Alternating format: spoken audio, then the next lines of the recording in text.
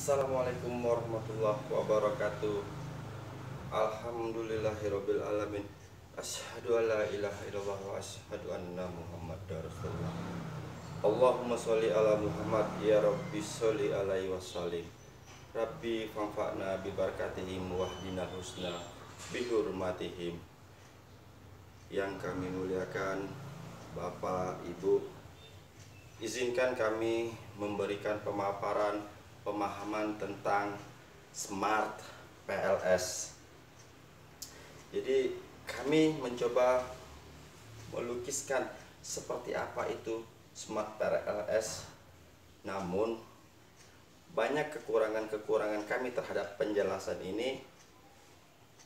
Kami memohon maaf karena kami tujuannya adalah memberikan bagaimana penonton mudah memahami Smart PLS.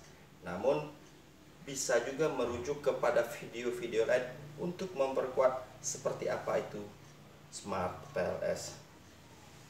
Baik, Bapak Ibu, ada dua bagian yang akan kami ceritakan tentang makna Smart PLS. Pertama, Smart PLS ditinjau dari filsafat ilmu, dan kedua, Smart PLS ditinjau dari keilmuannya itu sendiri.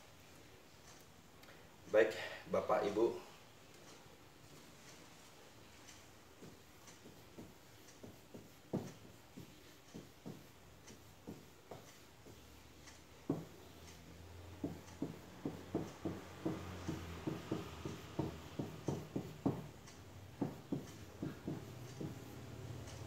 dalam filsafat ilmu Smart PLS kami coba memandang dari tiga sudut.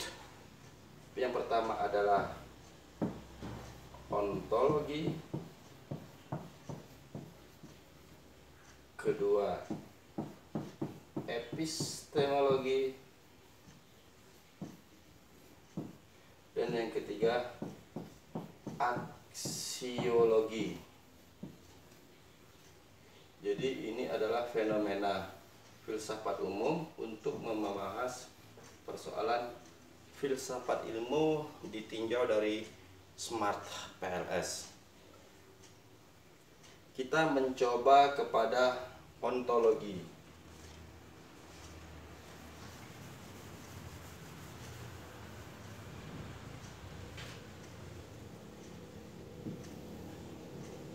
Ontologi dalam filsafat ilmu, khususnya Smart PLS ini, adalah tampilan wujud seperti apa Smart PLS. Pertama, dia adalah software. Kemudian dia free. Namun ini trial cuma 30 hari dan di bawah 100 responden. Ini adalah alat ukur analisis untuk nilai responden yang diambil. Jadi ontologi dari filsafat ilmu Smart PLS dia berupa software yang pasti dikerjakan di dalam komputer. Kalau software perlu diinstal, kalaupun juga belum dapat instalnya maka perlu di-download software tersebut. Dan Smart PLS ini memberikan software 30 hari trial free dan di bawah 100 respondennya. Kalau mau lebih dari itu dia berbayar.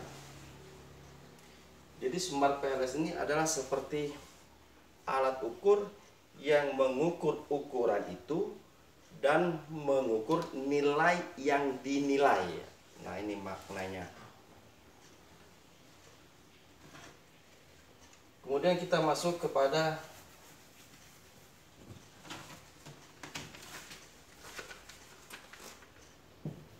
epistemologi.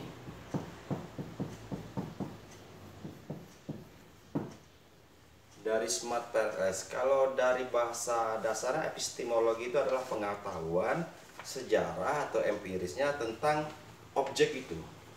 Jadi Smart PLS ini secara epistemologi Kalau sejarahnya dia baru diterbitkan, merupakan dari replikasi model terdahulu yang ada, kemudian dilengkapkan menjadilah Smart PLS. Jadi dia adalah alat ukur dari perkembangan alat ukur sebelumnya dalam penelitian sosial atau ekonomi.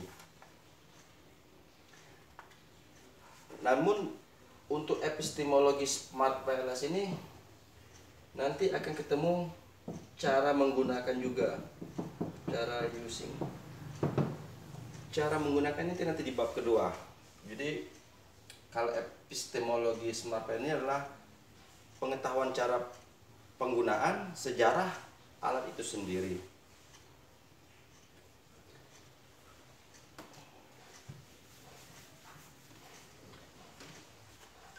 Ketiga adalah aksiologi.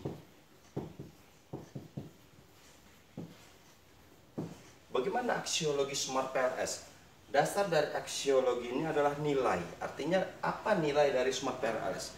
Kalau berbicara nilai secara filsafat ilmu itu ada dua, etika dan estetika. Jadi kita coba membedah nilai dari etika dari Smart PLS ini adalah satu, untuk mengetahui nilai yang akan dibuat keputusan. Artinya ketika kita memproses suatu nilai itu menghasilkan nilai, dan nilai itulah nilai yang terbaik, maka nilai terbaik itulah membuat suatu rekomendasi kepada keputusan. Artinya dalam etika, dalam membuat keputusan kita perlu penelaahan nilai mana yang layak untuk dibuat keputusan. Makanya artinya ketika nilai ini sudah memiliki nilai yang bagus, maka rasanya nilai itu etis untuk dibuat keputusan. Kalau secara estetika, yang pertama di dalam pengelolaan data ini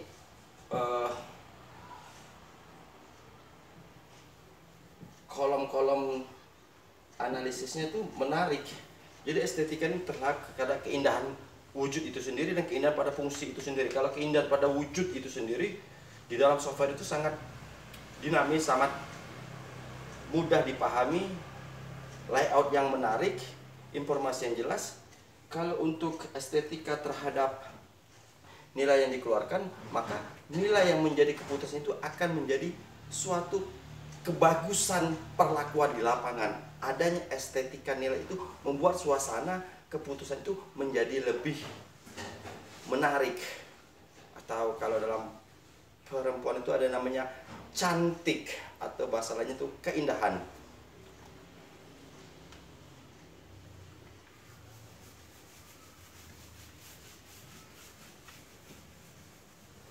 Jadi itu tentang filsafat ilmu pemahaman terhadap Smart PLS. Kita masuk ke bagian kedua tentang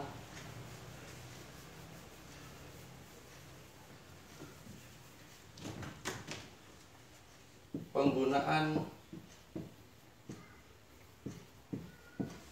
Smart PLS,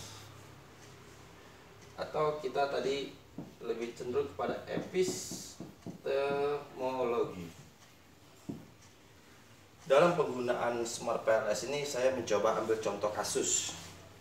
Jadi ketika kita sudah siap kerangka penelitian, maka kita menganalisis. Saya coba kasus analisis yang saya ambilkan adalah mediasi sederhana.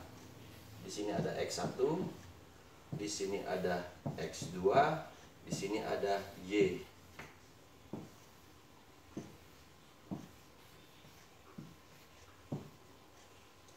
Dari sini akan muncul 4 hipotesis. 1, X1 ke X2, 2, X1 ke Y, 3, X2 ke Y, dan 4, X1 ke Y tapi dilalui oleh X2 atau dimediasi. Jadi hipotesisnya ada 4 ini secara sederhana. Smart PLS akan menjawab hubungan ini. Oke.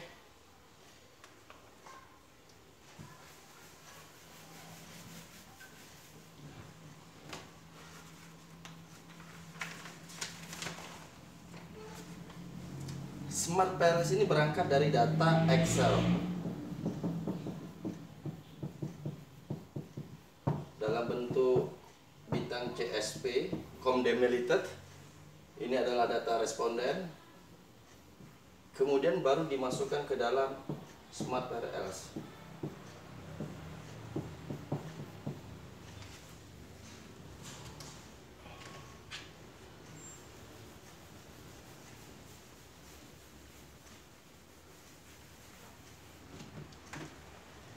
Smart PLS ini ada dua tujuan untuk menghasilkan suatu nilai.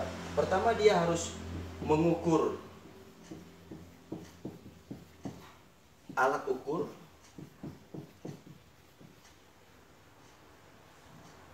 dan mengukur nilai ukur. Nah, di sini agak kerancuan, bingung pembahasan ini, namun saya coba menerjemahkan poin 1, mengukur alat ukur. Logikanya itu ketika begini, kalau kita mengukur panjang suatu jalan, tentu kita menggunakan meteran. Namun menjadi salah kita mengukur kalau kita mengukur panjang jalan menggunakan satuan kilogram. Jadi Smart PLS ini akan menduduki dulu ukuran itu apakah valid atau sahih atau reliable atau handal. Jadi secara ukuran dia diukur dulu per mikro, istilahnya itu per indikator, apakah indikator valid. Ketika indikator sudah valid baru diukur secara makro atau secara variabel apakah dia handal atau tidak handal. Kalau sudah handal barulah kita melakukan uji nilai ukur.